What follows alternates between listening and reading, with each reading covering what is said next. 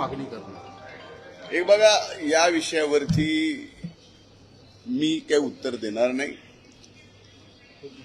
माननीय अंजली दमानिया या स्वतः आदरणीय उपमुख्यमंत्री अजितदादा पवार साहेबांना भेटल्यात आणि त्यांना जाऊन भेटून ज्या कागदपत्रासहित त्या भेटल्यात त्यावरती माननीय उपमुख्यमंत्री अजितदादा आणि माननीय मुख्यमंत्री देवेंद्र भाऊ आणि उपमुख्यमंत्री अजितदादा यावरती स्पष्ट उत्तर देतील आणि ते उत्तर त्यांनीच द्यावं अशी माझी सुद्धा या ठिकाणी इच्छा आहे.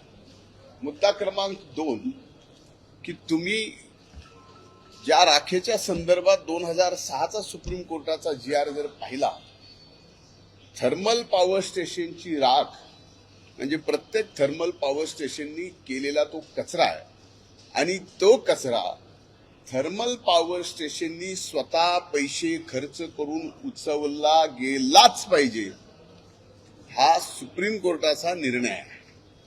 आणि अशा निर्णयाच्या बाबतीत हे डायरेक्ट सरकारशी संलग्न नाही, महानिर्मिती एक वेगळं मंडळ आहे, त्यामुळं मूलतः याच्याशी प्रॉफिट ऑफ बेनिफिटचा बिझनेस विषय कुठे येत नाही.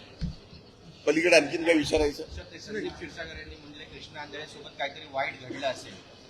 आता एवढं जर संदीप क्षीरसागरांना माहीत असेल, आणखीन कुणाकुणाला जे काही माहीत असेल, याचा अर्थ मी असा समजतो की त्यांचे आणि त्या आरोपीचे कुठेतरी आता संबंध आहेत आणि ते संबंध असल्याशिवाय ही माहिती त्यांना मिळू कशी शकते?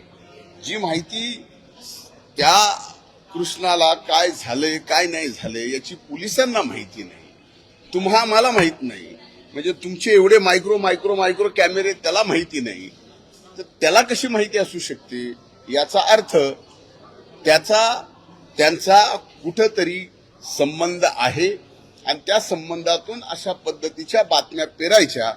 आपल्याला ती बातमी मिळते आणि सध्या गेली 1 महिना सव्वा महिना बीड पलीकडे दुसरं काहीही आपल्या माध्यमावर चालू नाहीये.